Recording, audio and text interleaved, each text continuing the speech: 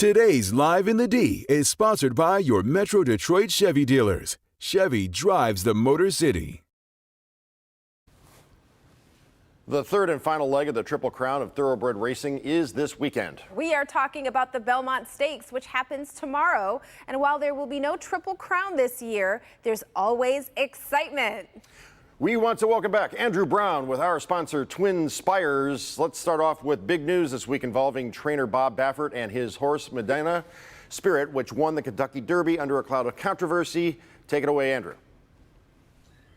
Yeah, good morning, guys. Attorneys representing Bob Baffert confirmed this week that Medina Spirit's B sample did contain the presence of betamethasone, a prohibited race day substance. The Kentucky Horse Racing Commission now has the sole authority to disqualify Medina Spirit as the Derby winner. I should point out, though, their investigation is still ongoing and will include a hearing. Churchill Downs did, however, immediately move to suspend Baffert for entering horses for 2 years. And the New York Racing Association has also suspended Baffert, which is why you won't see Medina Spirit or any Baffert-trained horses, for that matter, running in New York this weekend.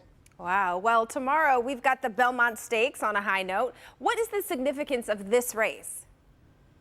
Well, Tati, it's the last of the Triple Crown races. It's also the oldest. It's been running since 1867, and it's the longest of the Triple Crown races too, contested over the mile-and-a-half journey. It's actually nicknamed the Test of the Champion. 8 horses line up in this year's race, as you can see, including last month's Preakness winner, Ron Bauer. The one to beat, according to Twinspires morning line odds, is the Louisville-trained Essential Quality. Any interesting storylines with the race? Always plenty of interesting storylines with big races like this, Jason. Let's start with the race favourite, Essential Quality, who was also the favourite for the Kentucky Derby. He hasn't raced since then, so it's been about 5 weeks. He was caught wide the entire trip in the Derby and covered more ground than any other horse. Still finished a respectable 4th, and his trainer Brad Cox thinks he'll love the mile-and-a-half. He is a striking individual, a real imposing colt, a bit like you, Jason, and he'll certainly be hard to beat. France...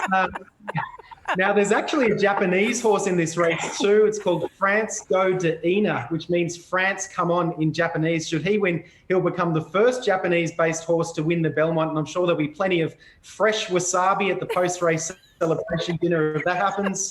And now, guys, you know I'm always looking for a Detroit angle for you, and I've got an absolute beauty here. Trainer Doug O'Neill has a horse called Hot Rod Charlie in the race. Now, Doug was actually born and raised in Dearborn, and Doug has won the Kentucky Derby twice, the Preakness once, but he's looking for his first Belmont win with Hot Rod Charlie, who ran a brilliant 3rd in the Derby. Detroit often celebrates the Hot Rod too, as we know, and I'm sure, Jason, you have a Hot Rod or two in your garage, do you? Maybe a Stingray or a Maverick or something like that? A Mustang Bullet, yeah. Oh, nice. Very nice. We've got our own Maverick right here. Well, let me ask you this. How can people get a stake in the Belmont Stakes with Twinspires? Really easy, tidy. Just download the Twinspires app or visit twinspires.com. New players can take advantage of a $200 sign-up bonus at the moment. And all races at Belmont and Churchill Downs on Saturday. If the horse you bet to win finishes 2nd or 3rd, Twinspires will give you your money back. Okay, Oh, wow. there you go. Hey, Andrew, real quick, I'm guessing you probably didn't fly the Concorde, but how long does it take to get from LA to Sydney? Heard you talking about this before. LA to Sydney, 14 hours. Sydney to LA, a little bit quicker, 13 hours. But what I tell everyone, because I've done Detroit to Sydney a handful of times, if you leave your house in, say, St. Clair Shores or Royal Oak, by the time you leave your front door there to the time you walk in your front door back in Australia, generally give it about 24 to 26 hours, give or take. Ooh. One time it took... Wow. Yeah, yep. Thanks, that's Andrew. what we're thinking. Thanks so much. Thanks, guys. Have a happy Thursday senior and a fun weekend. Same to you. This He's always got us cracking up. He's great. Well, the Belmont Stakes is tomorrow. You can watch it right here on Local 4 starting at 5 p.m.